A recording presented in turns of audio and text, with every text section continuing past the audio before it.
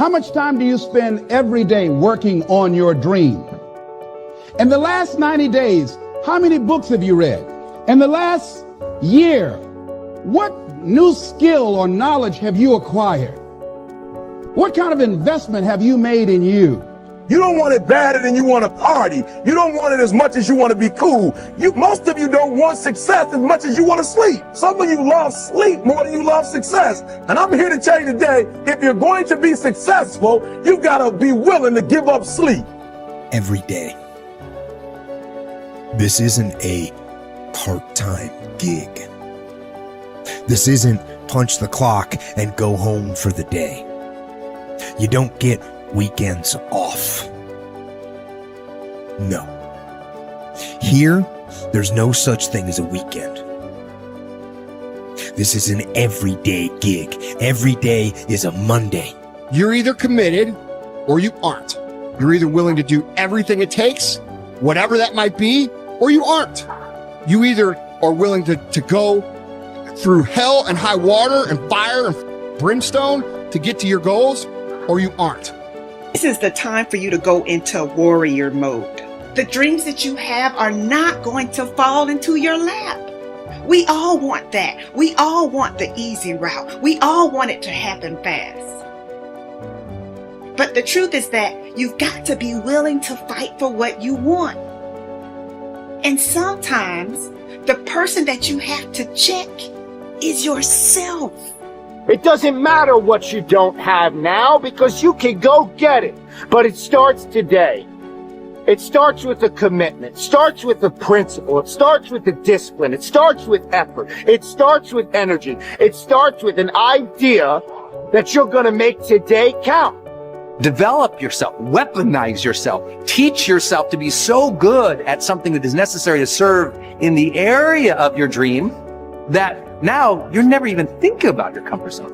Whatever you resist persists, but if you ask the right question, not why is this happening, but what is this here to teach me? What is this here to teach me? It puts you in the place and space to get the lesson you need. The things that you went through getting there give you the tenacity to stay there. The fight is your friend. To work on yourself daily. Work on the way you look at the world around you. Look at solutions rather than focusing on all the problems. Don't listen to its lies about what might happen if you try that new thing, and just try it. You do this and you are constantly getting stronger than that enemy within. And I may make a mistake, but I own it radically, emphatically. I don't play the blame game. If I was wrong, I claim it and I move forward. The starting point of goal setting is for you to realize that you have virtually unlimited potential to be, have, or do anything you really want in life if you simply want it badly enough and are willing to work long enough and hard enough to achieve it. The second part of goal setting is for you to accept complete responsibility for your life and for everything that happens to you with no blaming and no excuses.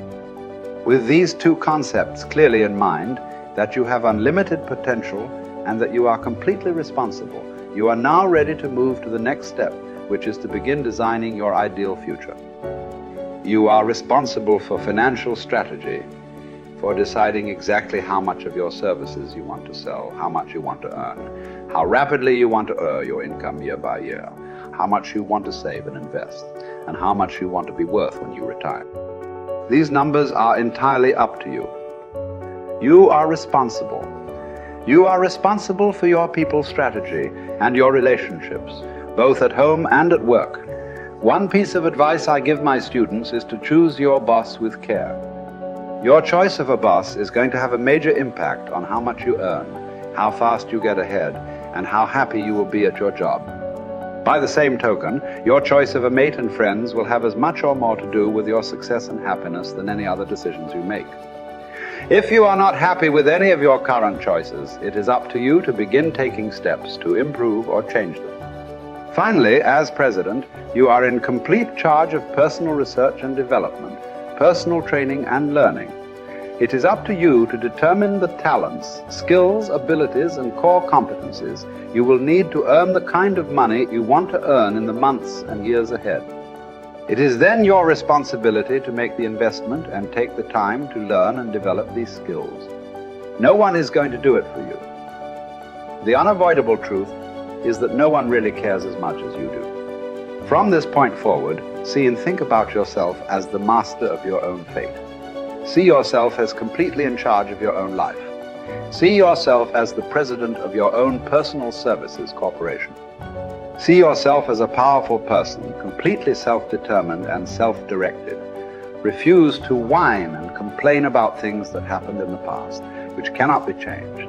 Instead, orient yourself toward the future and think of what you want and where you are going. Above all, think about your goals. The very act of thinking about your goals makes you positive and purposeful again.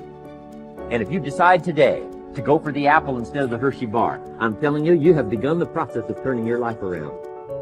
And if you keep up that process, not only with your health habits, but with your money habits and with your communication habits, with your sales habits, management habits, and every other habit that you've got, if you'll start that process, eliminate the errors and replace it with disciplines practiced, I'm telling you, you can start this process of life change immediately.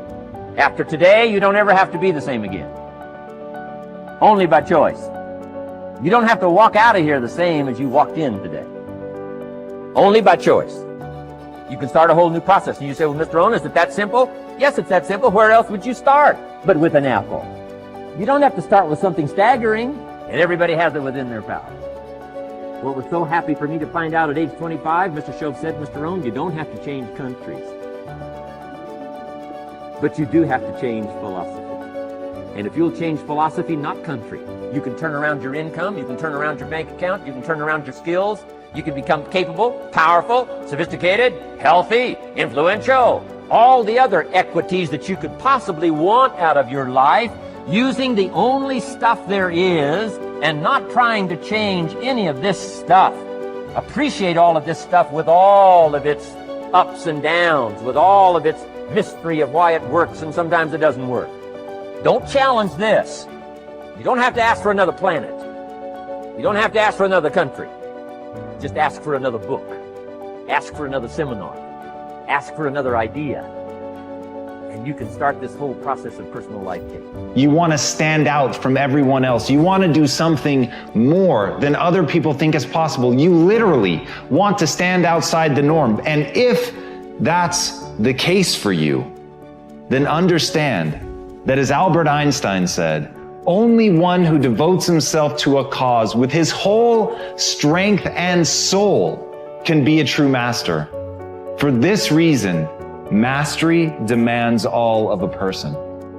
If you want to get great, if you really want to make a skill set your own, if you want to be able to do something, and at the end of the day, if you want to transform the world, if you want to make grand changes, if you want to do all of that all the empty words that people spout all the time, let me tell you, the only thing that's going to separate you from all the other blowhards who are just talking words and will never do anything is to give yourself over completely, to let that obsession, let that thing that you love completely consume you. And in that, your only chance to really become great lies. You know, if you want to have a fully charged life, you have to start looking forward to things again. You have to get excited about tomorrow again. You have to see your life developing again. You have to set yourself on a path where you're step by step progressing every single day, so you know tomorrow's going to be better than it was today. That you know tomorrow you're going to become more of who you know you can become. That you know tomorrow by your simple choices, by your simple sets of disciplines and habits, that you're going to evolve into your highest self. And that is the path of the charged life. This constant engagement with the best within us, of pushing ourselves, but with that purpose and that progress of hoping to become our highest selves. And when you live in that place and you sense that every single day, that's the magic. That's what life should feel like. That's what I think we all deserve. And maybe we ought to start aiming and challenging ourselves just a little bit more to get there.